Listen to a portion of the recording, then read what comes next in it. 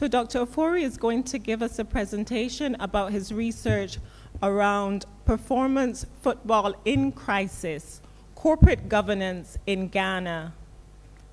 PhD, some years back, I decided to do accounting and finance, and that was about 2 years ago. And still, my interest in sports made me research into governance in football. So the title of this presentation is Football in Crisis, Issues of Corporate Governance in Ghana Football. As a case study, we wanted to see how football can be developed, especially in the developing countries, and how governance play that important role within that. So I think maybe for this purpose, we'll have the content to be background and the objectives for this research, then the research gaps, methodology, results, implication for practice, and then also the study limitations. So maybe we can go to the next slide, and then we'll start with the background. Yeah, next one. So that we've noticed that sporting associations and federations face an array of performance issues, coupled with the require for them to increase revenue, the transparency, enhance governance structure that will help them implement that. The implementation of corporate governance in sports has been earmarked as a key tenet to promote sports development. However, many researchers have identified corporate governance in sports as somehow not necessarily inexistent because of their feeling and their quasi-belief that sports is supposed to be a sovereign or an independent entity. We've heard many a times that, oh, FIFA can't, if you touch any federation, FIFA or their parent body will step in.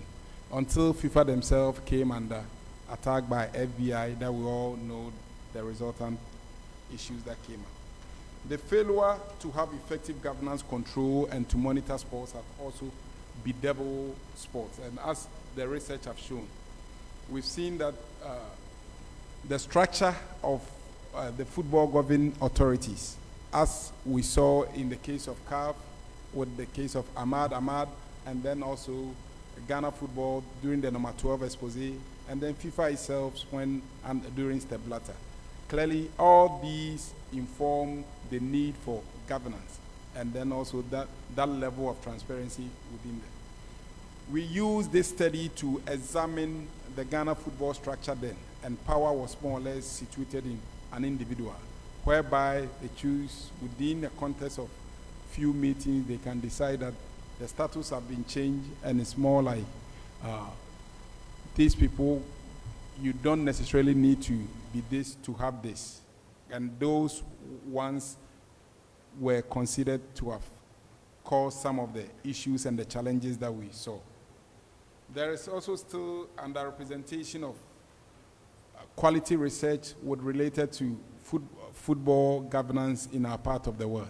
Studies that were noted to have conducted, especially within Ghana on football, were one by Football Regulations, Kwamba Nyako, and then also something on superstition in sports by Ofori, and a couple of others that did not necessarily look into governance in football. So this study sought to address that gap that has existed within the fraternity.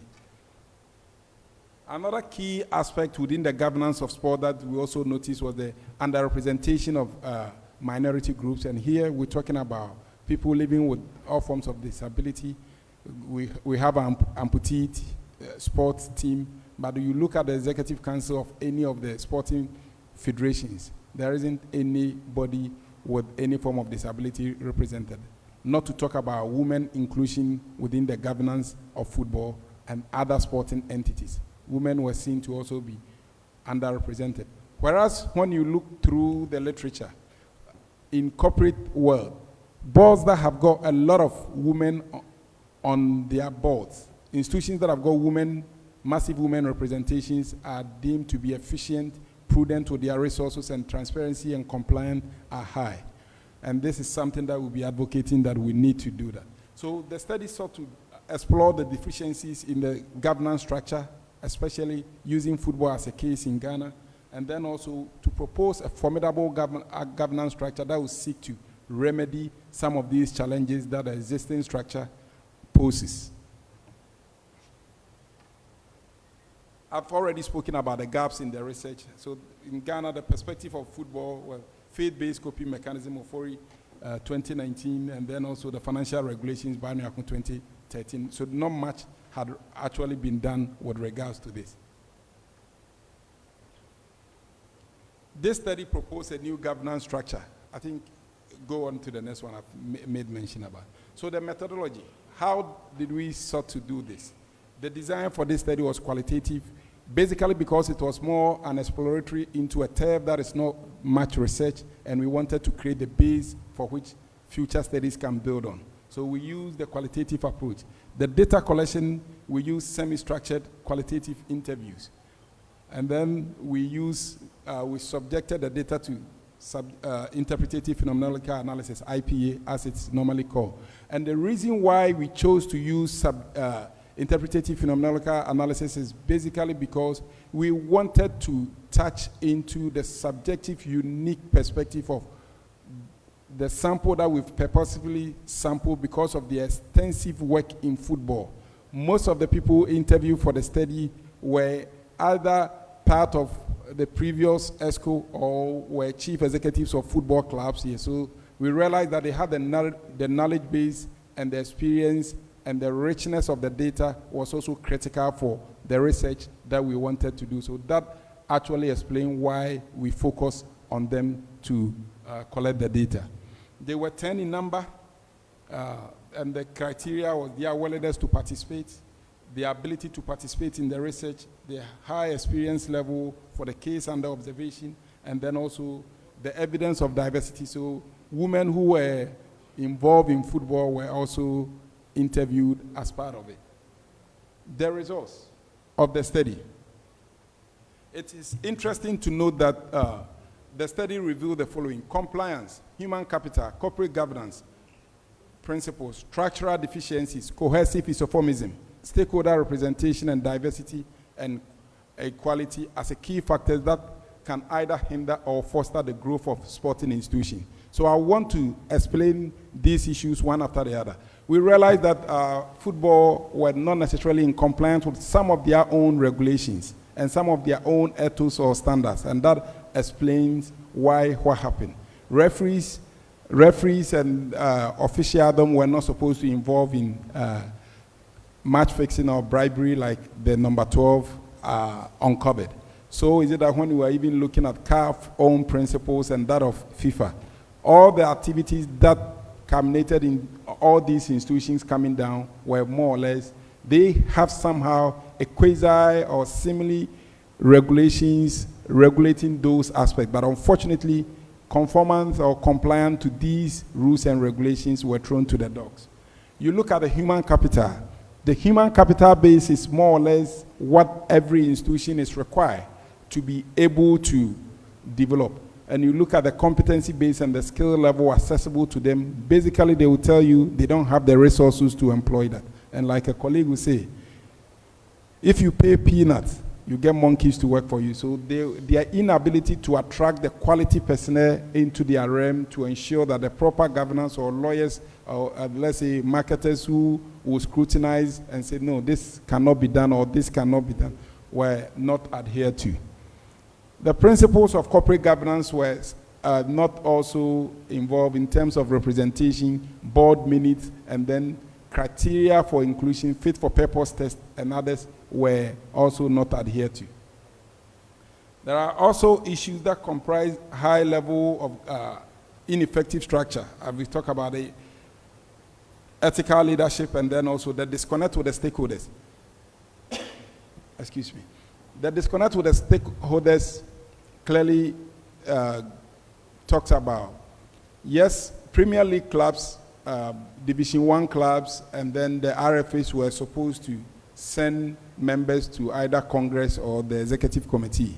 But the issue is that after voting, these people were not accountable to those bodies. All because you can see that, yes, I used maybe Club A to get into the Executive Council. After a year or two, I'm no more with that club. but I'm with a different club and I still hold them there.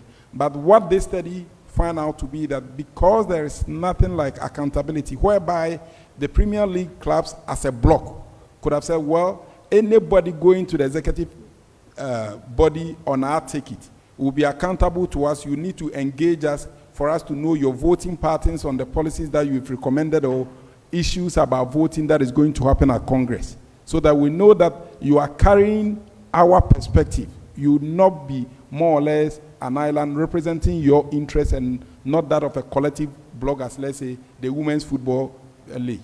So at Congress, if that model was what is being proposed, in that case, when budget is being allocated to juvenile football, we expect that the juvenile football representative at Congress or at the executive committee should come back to its members to justify why of the FA resources, less than, let's say, 2 or 3% was allocated to us.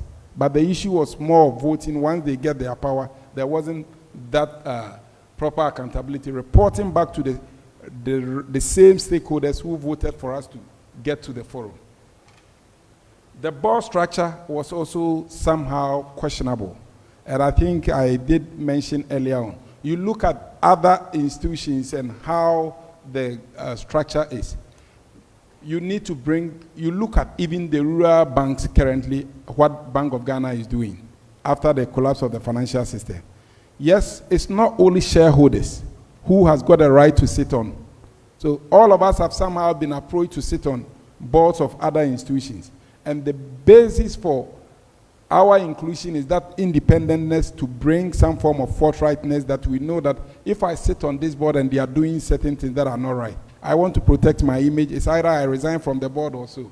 The moment we see the federations or associations as a member body, then that independent mindedness or that the number 12 stakeholder, the football fund, that is required to be represented, doesn't sit on that board. Their interest is somehow questionable.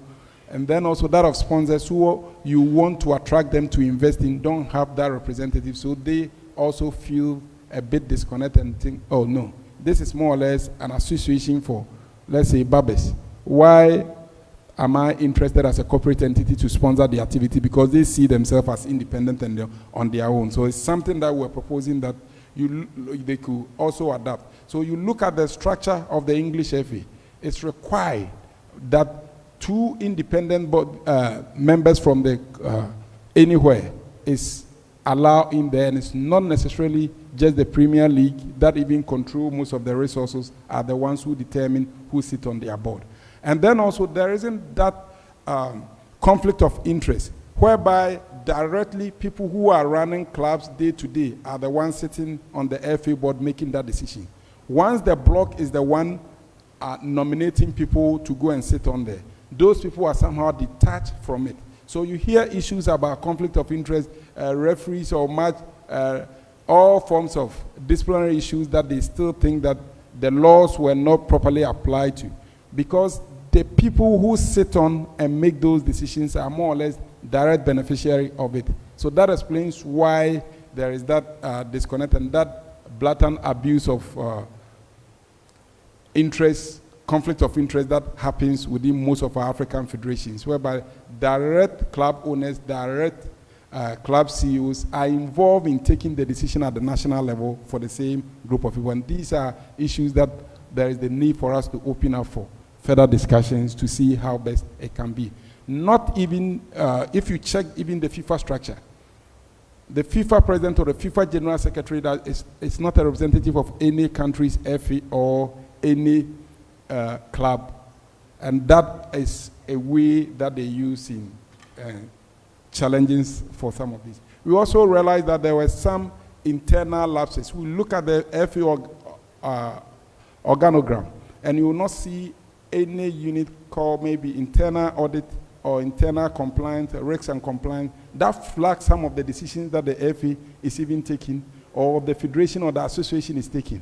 And it's hard time these institutions or these internal control mechanisms are introduced within our governance structure to protect the pairs of the member association. And this should be replicated across to the minutest unit, be the RFAs, be the clubs or the body corporate that are members of the football or the basketball fraternity or any particular sport that we're seeking to promote governance in there. Implication. Hardly will you see any of the clubs. We want to attract funding, yet none of us could easily, for research purposes, can easily access any of the club audited financial statements. And this is where we charge them that if you want to attract big funding or big investment, these are things that needs to come with ease, that you need to open the door, create the need for people to believe that, yes, the right things are being done and you are using the money judiciously. The need for effective internal audit and internal compliance units is critical. Studies have suggested that diverse boards comes up with quality decisions, and this is why we promote that we shouldn't just let the boards become more or less members of the association. The inclusion of women is critical, as research has indicated. A clear policy framework that talks about issues about conflict of interest, and then other issues that are affecting the game. Individuals who are appointed or elected should possess the right kind of skills, knowledge, which is that we've seen relatively an improvement from the previous regimes. But what is left for us to do is fit for purpose test. Can the person hold any office? Has the person got any criminal background check and all that? All these are must-haves that give some level of confidence to the corporate entity that these are a clean set of individuals who are running the various clubs or federation, and it's a way of also attracting funding. The studies, like any scientific research or inquiry, have some level of limitations. And that is not to say that having useful access to financial records of the FA was basically non-existent for us to do other analysis on the basis of that and to even see how they are compliant to either international reporting standards within their entities. The sample size of 10 generally cannot be used to make generalization as to coming up with like if it was maybe a quantitative study or a meta-analysis that you can really draw exact causal inferences from this. So this was more or less a limitation. The complexity and the multifaceted nature of corporate governance in sports institutions in developing countries poses a challenge. Their inability and willingness to divulge certain information because it's more or less seen, and their modus operandi is seen as more or less a secret society, also inhibited that aspect of it. What we're proposing is that future studies should conduct comparable case studies of governance structure within sporting institutions in developing country vis-a-vis a developed country, along the lines of financial regulations, along the lines of corporate governance, so that on the basis of that, we can develop a model that best suits the context of developing countries, taking into consideration the unique position that we have. Application, the strength of corporate governance in African sporting institutions, the principle of corporate governance, the transparency, fairness, ethics, and their respective levels of relevance, involvement, and application must be adhered to. And this is where, if you read the literature on isophomism, and you realize that normative isophomism, which FIFA has done clearly with especially the FIFA Go project. Once FIFA started requesting for accounts and then expenditure pattern, how monies have been spent on the various Go projects, we now are seeing clear, proper financial procedures with regard to expenditure on FIFA project. FIFA also came in with strong measures as to the term limit of FA president and even federations heads, which has also somehow helped curtail the corruption and then the abuse of incumbents and power that previously the continent and other continents were experiencing. So that is some way to go. There's another proposal that we seek to promote. That is what football people will want to call government interference. But that is what I want to term cohesive isophomism, whereby it gives the government an opportunity to control the sporting institutions with the law. You look at how, I will go back to UK because we are much more familiar with it, and if you check what the culture, the UK Parliament Culture for Sports and Tourism Committee did in 2011, when they realized that the Russians and other foreign entities were coming and grabbing the football clubs in England, they quickly passed a law about fit for purpose tests, the background check and other things to know that. Then also come in with that proposal that instead of their board being just from the football fraternity, the 2 independent members to be appointed should become compulsory. But the difference between what the UK government did and what Ghana government did after the failure of our governance structure with the normal 12 expose is that they went a step further to enact laws to criminalize any of these activities. But whereas in our case, our Attorney General speaks that they cannot find a single law to even criminalize the activities that we all saw in the number 12 expose. That is a bit disheartening. The issue of betting recently has become rampant within African sports. We've seen Uganda making the headway by going to Parliament to pass a law to prevent sporting individuals and then participants who participate in gambling. And that is the sense of cohesive isoformism that we can call positive government interference that we need to streamline our football. There is a text case for what government can also do. How can federations access funding? Government can then, through policy or an act of parliament, come up with a template that if you cannot organize a sporting competition across the 16 regions in the country, you may not necessarily qualify for government funding, so that we don't have a situation that associations pop up only because Olympic Games or All African Games is coming up and they use it as a means of visa racketeering. You need to meet certain performance criteria to access government funding. You need to meet certain governance structure or governance competence before government can come in. And then also before you even be allowed to register or renew your license to operate as a sporting entity. So these are ways that we're hoping that with this research that we seek to promote, isoformism, cohesive isoformism is promoted to ensure that these kind of governance structures and the right kind of laws are in place to protect you and I with our love for sports. Thank you. After the next presentation. So our next presentation, we have replacing Dr. James Antwi, we have Frank Apiakusi. Yeah. So please come to the stage. Let's give him a round of applause.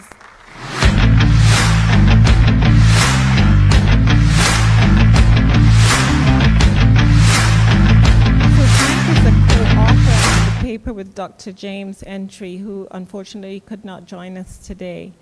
So Frank is going to speak about Ghana Active Schools Program and ambidextrous organizational practices. Let's give him another round of applause. Okay, thank you, Frank.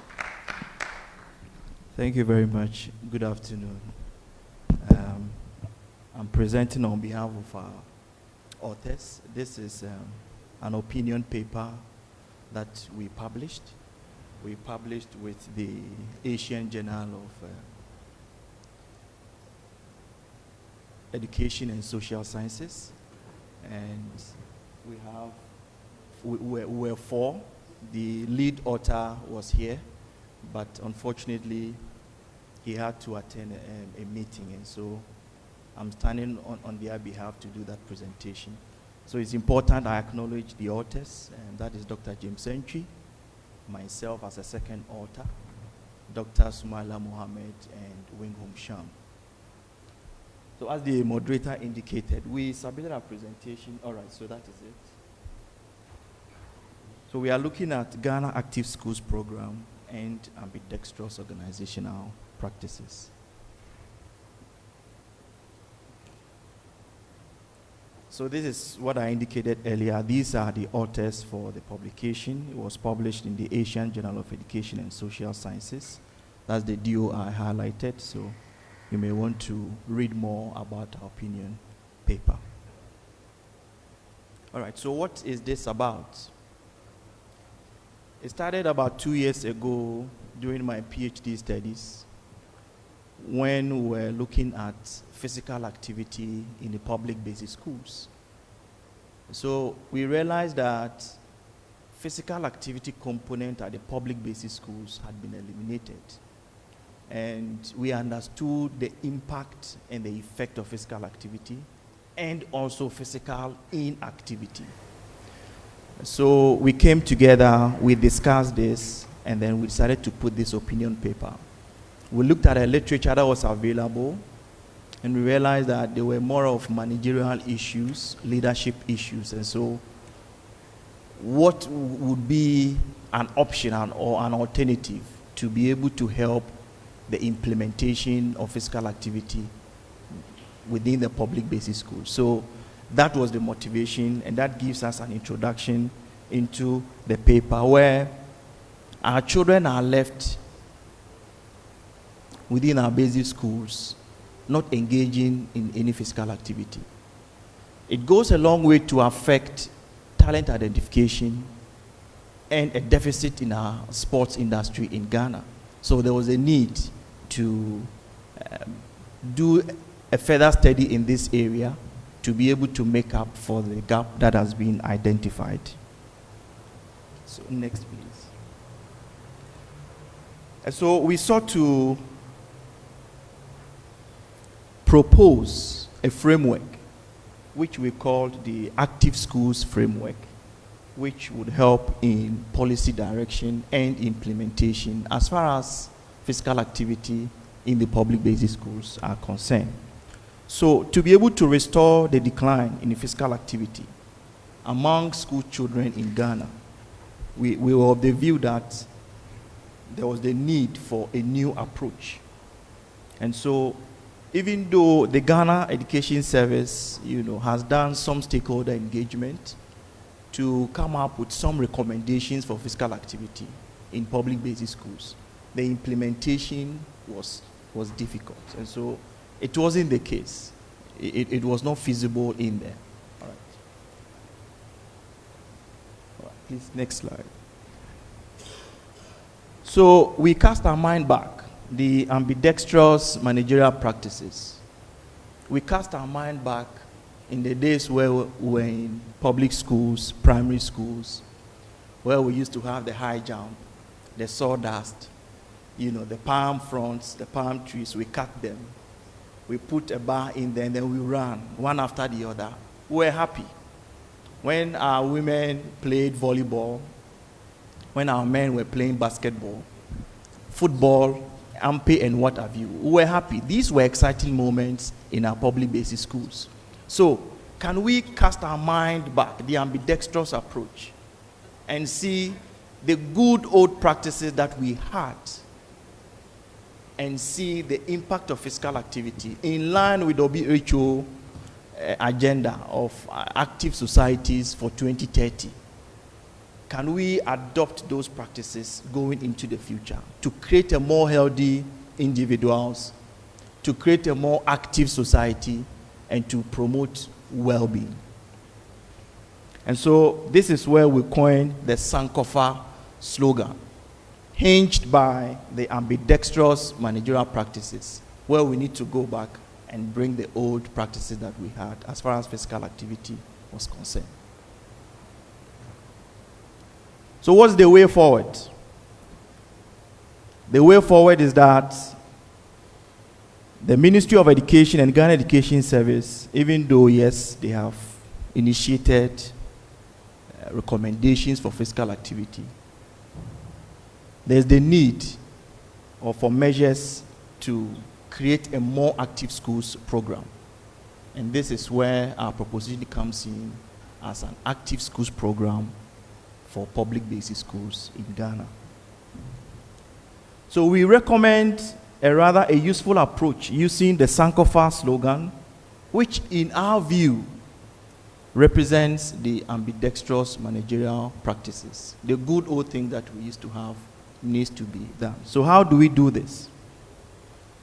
So we went on to also explain what we meant by the active schools program And this means to have a holistic approach to physical activity that will bring on board managerial creativity and innovations as far as operational effectiveness are concerned, because these were the things we identified within the extant literature that we looked at.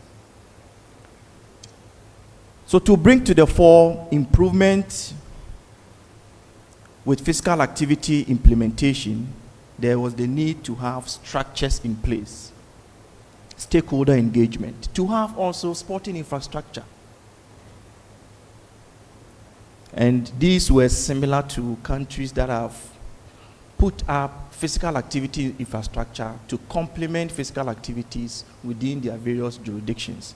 And so we went on to propose an infographic to make it look like how this active schools program should look like. Next slide. So this is our framework that within the public basic schools, most of these activities are controlled by the various headmasters, headmistresses, and the management staff within the various schools. So we are proposing to have a physical activity unit attached to the various schools. Now, these physical activity units will not be isolated or different in terms of their function from the various schools and their operations. It will just be a part of it. But as far as physical activity is concerned, this unit will be the body to control that aspect within the public basic schools. So they will be guided by organizational processes, and they will also develop guidelines as far as active schools program is concerned. So we leave this aspect.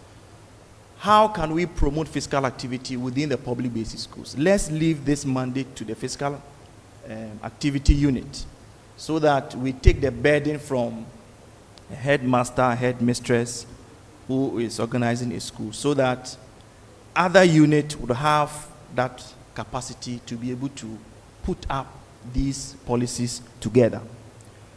In addition, we have a recreational centers and sporting infrastructure. We understand that sometimes children, in their quest to engage in activity, you would be able to identify that this person might be good for a competition, these individuals might be doing this for a recreation. And so this physical activity you need to be resourced with personnel. So sports medicine personnel, sports psychology, sport management, exercise, fitness, and what have you, nutritionists, you know.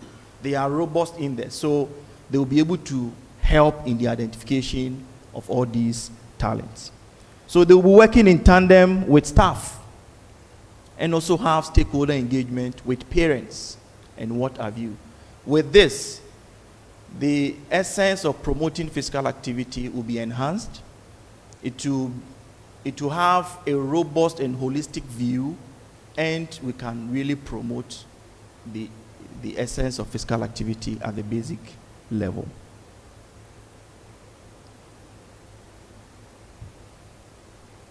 So going forward, this physical activity unit, we propose that they will work close with the physical education teachers who are also in the public schools to design a more suitable steps and interesting physical activity patterns for the school children. If they are on their own, they'll be able to identify current trends, what is new. Even, for example, outdoor adventure education. These are things they can bring on board to enhance and inspire or motivate physical activity among the school children. The unit will also seek to support from corporate bodies locally and internationally to foster its operations. So once we establish that unit, they'll be able to now seek support, through the guidance, through the help of headmasters, headmistresses, and the local authorities. The unit can also serve as a ground to nurture, develop, and enhance the skills of sports medicine team. So this is where we are able to identify talents. Through the holistic intervention of several personnel within the sport medicine team to be able to nurture and grow and feed into the national basket of our sports. You may agree with me that talent identification has become a problem.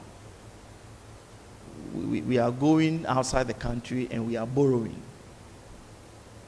people, feeding them into our sports, even our national level. But what is it that can feed into the national level? There should be that existence. So this is how it looks like. So this is an infograph of our active schools program. We have the physical activity unit in there, where we bring on board experts within the sports medicine team. We create a recreational facility and those infrastructures to enhance students, the pupils, so to enhance the pupils' engagement within the school. And I mentioned about this. So we can include arts, games, and we talked about this earlier on. Now that things are changing, this unit will be able to identify the current trends, sightseeing, etc., to complement the school curriculum, so that there's a holistic approach to promote physical activity in the public basic schools. Thank you very much. That brings me to the end of my presentation.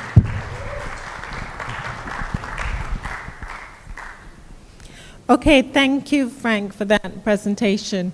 Okay, so we're only going to take a few questions due to time.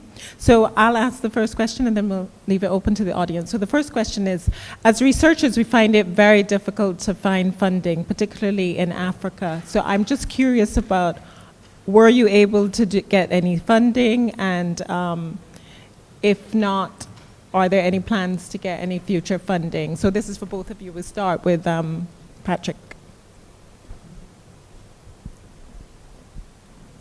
Thank you. Yeah, it was difficult assessing funding, but because one, like I did indicate earlier on, it was my master's thesis that was more or less a requirement for me to do. So I pulled through my personal resources in doing that. So definitely the sources of funding is critical. We don't see most institutions putting funds there. And like I was earlier on suggesting, we are not saying that just even give the money to the university or the academic department to do the research. You, be it the basketball federation or the tennis association, the pool of funds that you are getting, create that research grant. Let researchers and who are interested in researching into an areas or the thematic areas that you as an institution think that is important for you, so that you invite them for them to send their proposals based on your research topic together. In that case, it will be a win-win situation for both the academic and also the institution funding it. Thank you. Patrick, over to you. Thank you very much. Look, I think funding cut across almost all research individuals or researchers. It's a problem getting funding. But I also know that the National Sports Authority, the Ministry of Youth and Sport, they do have budget. And so as part of this, they can also make allocation for such. At the NSA, I'm sure some of these things are there. There's a research unit, and so they can make, funding available in this area. Particularly if you recall, the Ghana Statistical Service last year showed that obesity was on the rise between 16 and 24 years.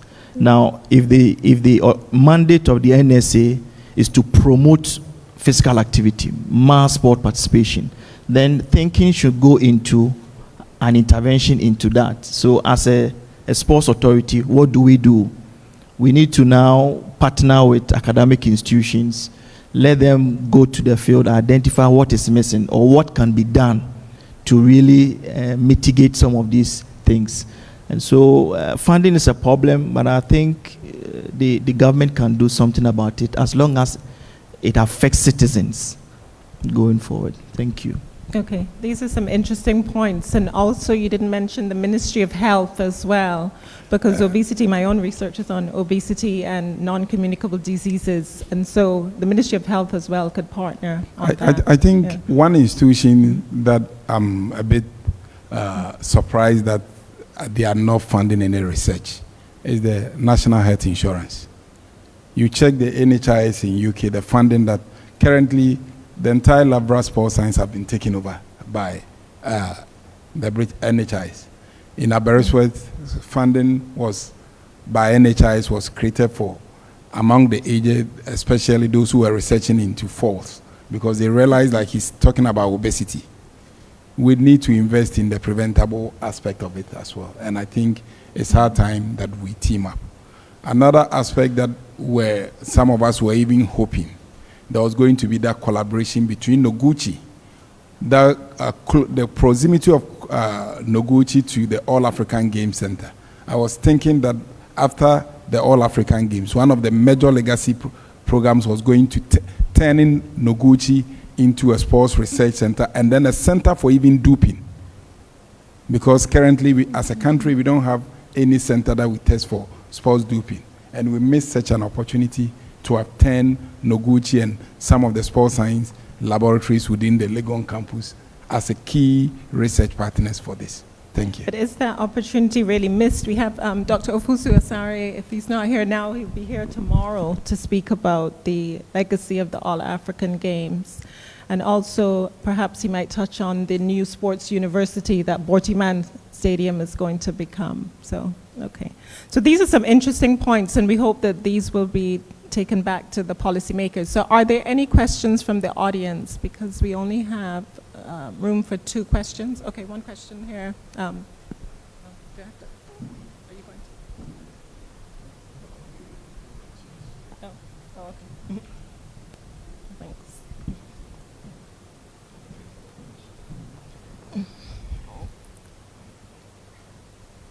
Oh, it's on already. Thank you very much. My name is Bright Tableto. I'm an international beach volleyball referee. And I want to say that this summit, as I sit here, even though it's just a day old, has had a lot of impact on me and my understanding of what we also need to do in terms of growing volleyball sports in Ghana. I would like to briefly touch on the last speaker, something that impacted on me so much about the way forward in terms of harnessing talent into our sports basket for our country, Ghana. In those days, the curriculum activity made room for us to actually play around. I think that a quarter of the timetable for the day was given to sports and recreation. And so we could play around, jump around. And I want to say that that is what developed some of us to this level. And so you could go on to say that, yes, there were many activities, even at district levels, where we had inter-schools playing, and then it went to regional level, and then to national level. And those days, nobody imported athletes from outside to play for Ghana. But today, same cannot be said. The situation is different now. My observation, and to add to what you have, is the activities that we have in our schools today.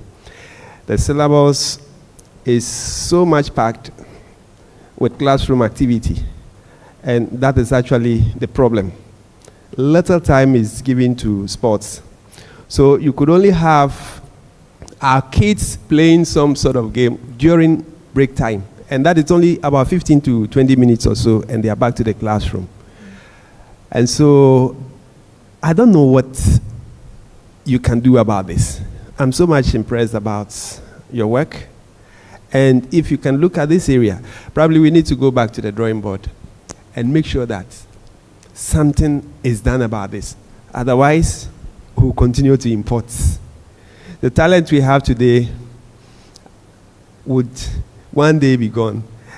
We will be gone completely, and we'll have to depend on outside, which is not too good for us. So all I want to say is that let's go back to the policymakers. They should look at their timetable and probably do something about it. Thank you very much. 100%. Thank you. Another question? Thank you, Sicho. My question goes to Doc. The dog with the tie. Doc, I'm very, very impressed with the research that you've done. I have my own personal issues with the governance structure of our football association. One of them being the electoral college, the composition of the delegates. I'm a folk fan. I have never seen my club owner being at a congress before. I know Kumasi Asante Kotoko is owned by His Royal Majesty Otumfuo. He's never been to Congress before.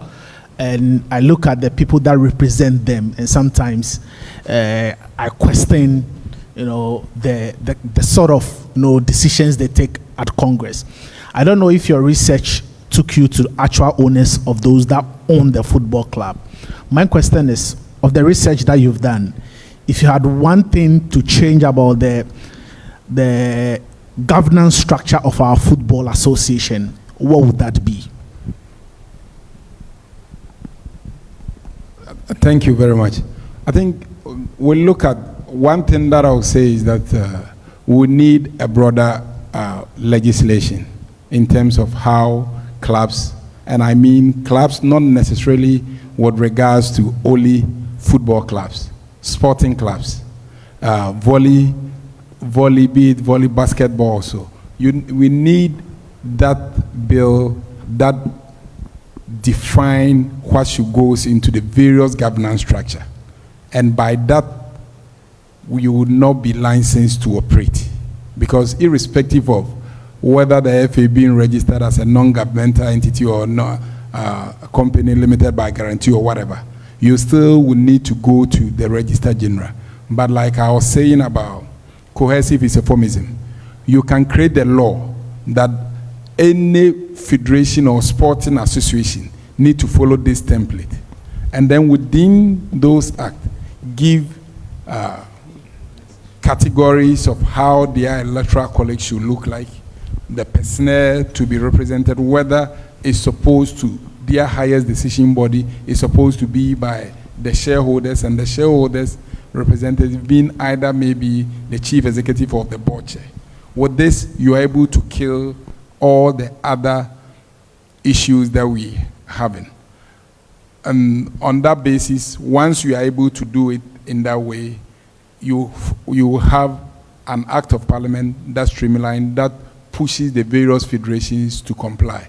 Other than that, you have, like previously, they wanted us to go back.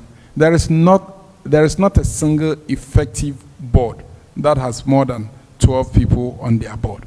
But previously, we had about 26 people, and recently there was even, I was surprised, there was a discussion that we should go back so that all RFAs becomes more or less board members. In actual sense, the RFAs or the regional administrative bodies are not supposed to even have votes, because the moment you bring democracy or the politics of it there, it also dilutes the talent identification, because at that grassroots, that is where you are seeking talent. And if it's about elections as to who becomes them, then they decide to go by not necessarily meritocracy at the grassroots, but rather who belongs to my camp and who voted for me to come to power. And those who didn't vote for me, I will use either the referees or the limited resources that comes to the region to discriminate against them so that they cannot have access to any other. But at that basis, we don't necessarily need that. I'm surprised till date that not a single money from all the talent that we export goes back to the schools and colleges. Why do you want to tell me that an athlete who was in secondary school for 3 or 4 years, the school did not contribute anything to that athlete?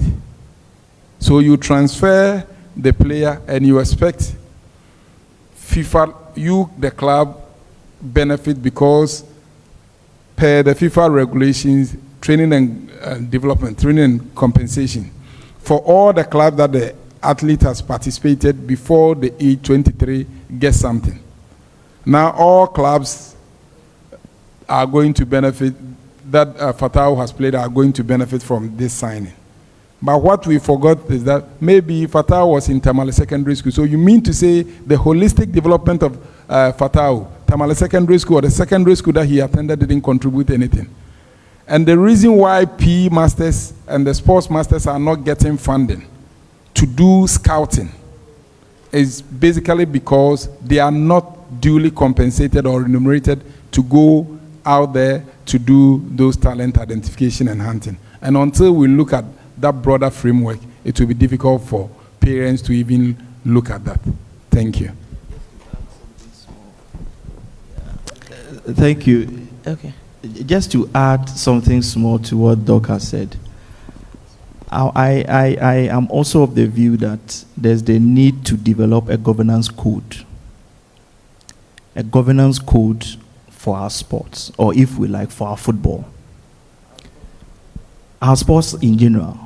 You see, the findings from Doc's study, he talked about diversity, people, personnel, checks and balances.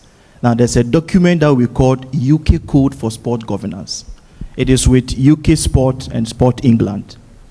As long as you are a sport federation and you receive funding from government, you should be accountable. And so the code splits clearly what you need to do to even receive the funding. Very clear.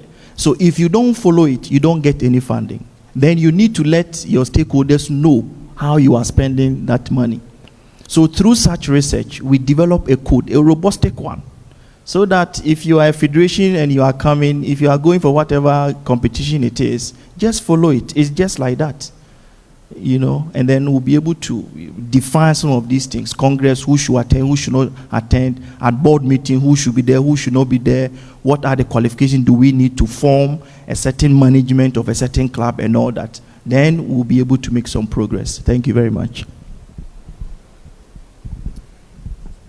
Thank you. My name is MFA, and I'm very fascinated by everything that is happening here. My first thing is that I'm happy organizational practices are being spoken about so laudably throughout the presentation. So research demonstrates that regular organizational practices should be applied everywhere too. It will work. Checks and balances, human resource development, corporate governance, and things like that. I am over 45. The first time I saw handball being played was at Boteman when the Africa Sports happened. I had never seen it before. In all my, I was the last batch of the old system. Went to a different one for O-level. Yes, another one for A-level. I had never seen it before. So I want to confess that during the sports thing at Boteman, I actually went every day. Yes, I was fascinated. And to think that I'm in school, I didn't go to any private school. I didn't do anything. So just to talk about the Sankofa thing, there must be a way. You said your paper was an opinion paper. I don't know how it enters into policy. I don't know what will happen.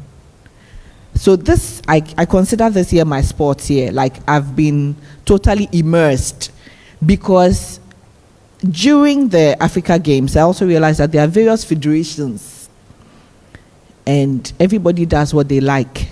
From speaking to some of the people in the various federations, I just realized that I don't know whether it is a personal desire or everybody is just doing what they like.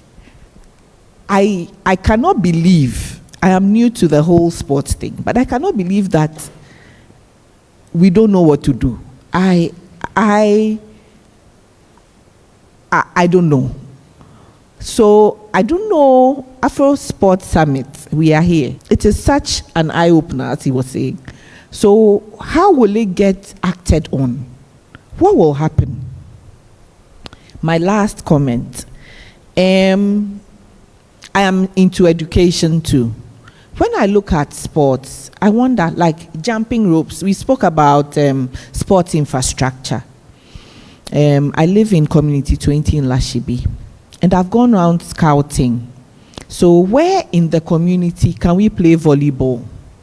Where in the community can we play basketball?